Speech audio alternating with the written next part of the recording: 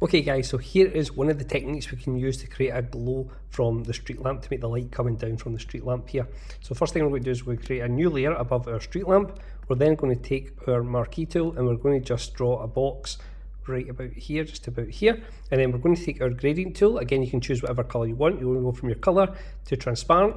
And then what we're going to do is we're going to draw this down just like this here. And again, depends how far down you want to take that glow from the lamp to about here, I would say.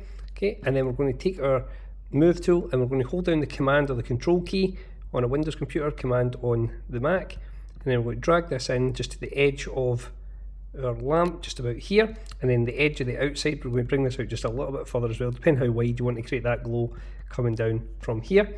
And then from this point here, we're going to then just go to filter, blur, and Gaussian blur.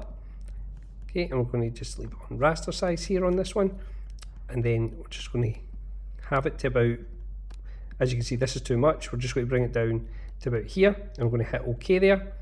And then from there, if you want to adjust it, you can just kind of move it up just a little bit. And then what we can do is we can go to our layer mask, and then we can use our brush tool, and then we can just brush this out a wee bit if we wanted to do that there.